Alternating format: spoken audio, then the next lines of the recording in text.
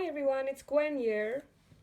I'm recording this little video for you guys so that you can understand how to get into your packaging, into the blister pack without damaging it, so that you can store your tool in there again. And also I'll be going through a couple of pointers, a couple of tips that I've picked up so far for you guys to be able to work with your drageekiss easier. So here we go. First of all, when you receive it like this in the blister pack, for those of you that receive them in blister packs, turn it around and put your fingers in on the side and pull and open.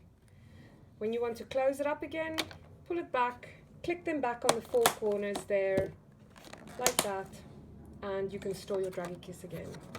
See that? So let's do that again. Turn it around, don't take a scissors, don't take a knife, fingers on the side, pull and open. Then you'll see you've got a product sheet, and when you open your product sheet there's a nice little surprise inside. Yes, there's a little funnel. I'll leave you guys to read the rest of the product sheet and to familiarize yourself with some things. Please make sure to go and like us on Facebook, to follow us on Pinterest, Instagram, and we'll also be posting some videos, including this one, to YouTube. So go over there, go and show your support. I'm going to show you the little funnel now. The funnel, when you get it, you have to press it the opposite way, and then it forms a little funnel. You'll see how we use the funnel just in a minute. So I'm going to put that to the side. And now, when you take your drageekiss out of the packaging, you'll see a couple of things. There's a hopper. So this is called the hopper when I refer to your hopper and your lid. That's your hopper. This is the nozzle. It comes off quite easily, like that. That's your nozzle. This is your plunger here. Okay, and this is the spring, and this is the body. Again, the hopper and lid, the nozzle, the plunger, the spring, and the body. So this can go into the dishwasher, guys. It's food safe material, European food safe standards, and also the FDA, USA FDA food safe standards. So the material is food safe and also dishwasher safe. So you can pop it in the dishwasher, but do me a favor, when you pop it in the dishwasher, don't pop your spring in the dishwasher. So to put it back together again, nozzle on the front, you'll see there's a little lip. It needs to go over the lip, push it in, there we go, nozzle is on. Next one, put your spring in, put your little plunger in. Make sure that this is called your pressure point. Make sure that it's pointing in the same direction as this little clip here. It needs to clip in there. Do you see that, guys? So there we go, it's clipped in now. Your little hopper, it's got a very specific way of going on. You can't put it this way around, that will not work. This way around and click it in. Okay, there we go. So there's your little tool. Now, where the hopper, where the funnel comes in is when you want to put some dragees into your hopper and to start working. So let me just get some dragees, just a sec.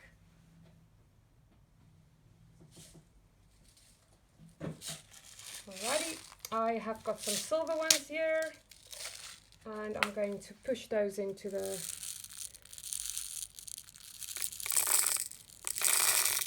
not too many. We want a little bit of space in the hopper left. You'll see why in a minute. So can you see, guys? It's not completely full. And then close your lid and you're ready to go. So a couple of things that I've picked up along the lines now that I've been working with this tool for a couple of years is that when you start and you start pushing the pearls out, give it a little gentle shake just to make sure that the pearls are lying inside your hopper in the little groove. There's a little groove that feeds it into the body, into this part of the body. So give it a little gentle shake and then push your plunger forward, straight forward. Do not twist the plunger. I want to show you guys something. My happy place is when I hold my DK like this. You've got your fingers there, and I use my little finger to steady the DK, and then my my thumb goes here, but for some people they find it better if they have their thumb here. Look what happens. For some people, when they put their thumb there, they tend to twist, pull it on the side, and then it can't move forward, or it moves forward but with quite a bit of pressure, and then also it gets stuck in that position often and you can't come back. So be careful when you push forward. Push straight forward, straight forward. Do you see that? And if you tend to grip it and push like that, it will not work. Then rather use your thumb right at the back and forward. Okay? So now I'm going to show you what it looks like from the side. So from the side, if you were pushing correctly and you were going forward, this little pin here needs to go as far as it can forward, and then you'll see a little ball is coming out. Can you see that? The little ball is coming out. But look, you've got control of the ball because the nozzle is soft enough to grip it.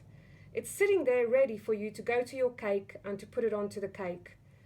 Now, if you give it a little bit more of a push here, it will fall out. Okay? Now your little pin, this little, I call it the pin, some people call it a clip, needs to come back all the way to the starting point.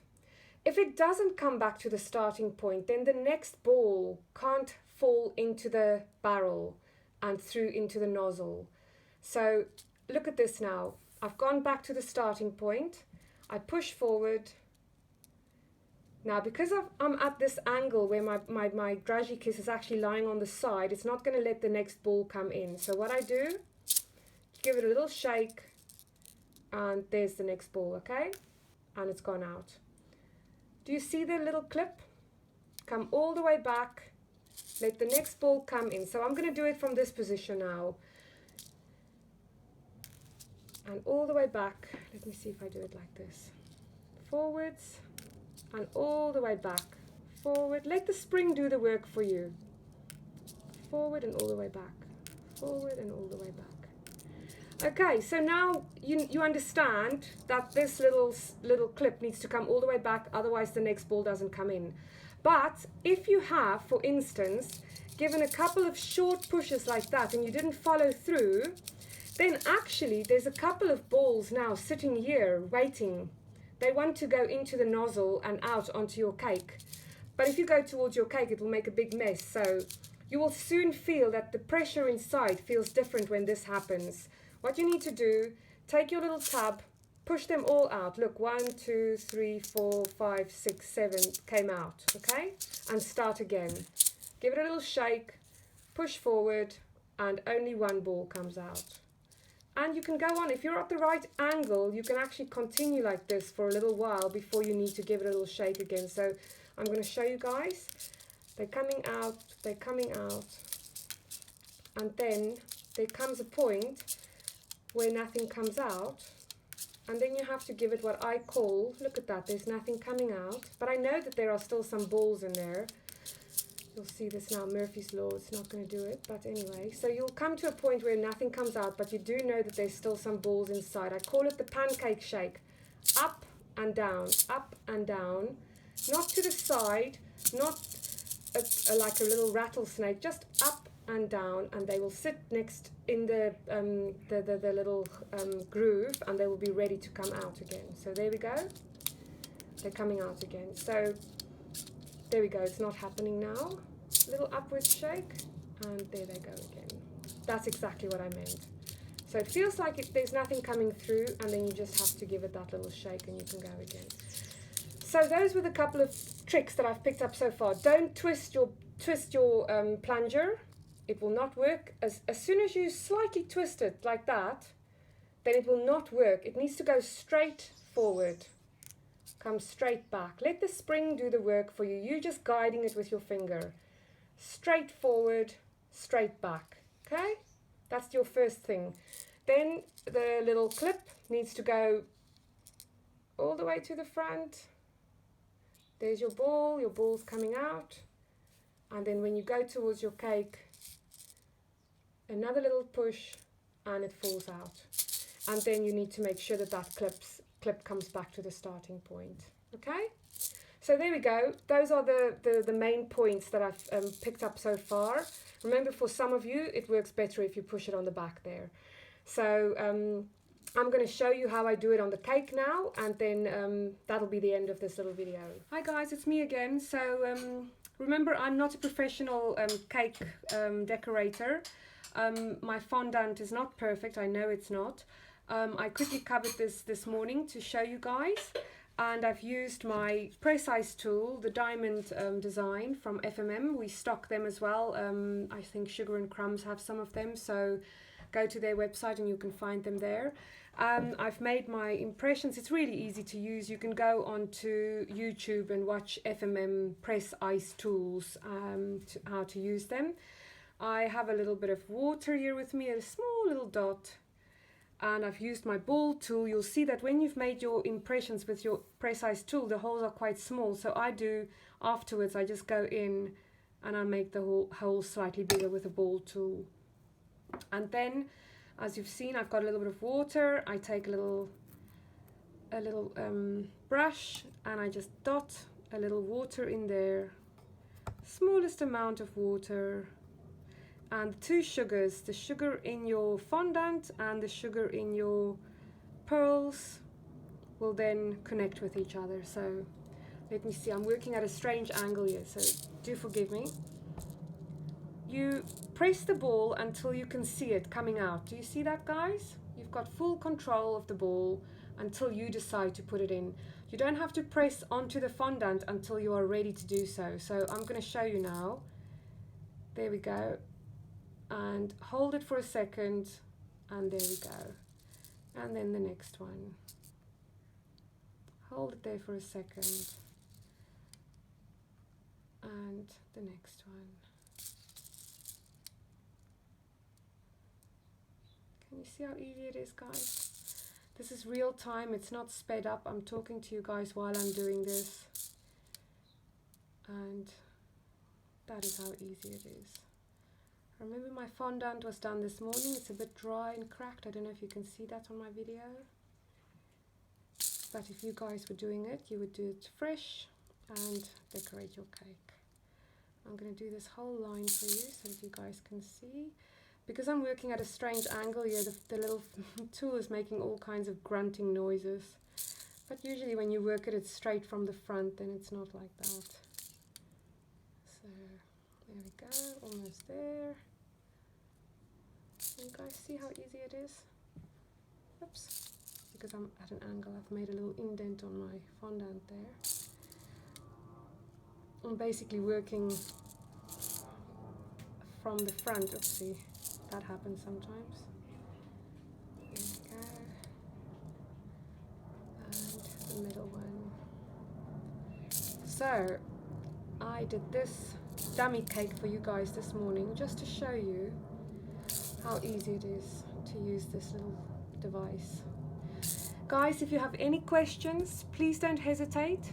Send me a PM. You know where to find me. I'm on Facebook. A PM, an email. You can email Gwen at drageekiss.com.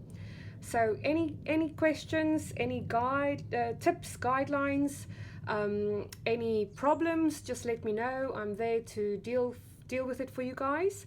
And one last thing, the little plunger should only come out if you touch it like this. You hold it very gently here, and you hold it like this.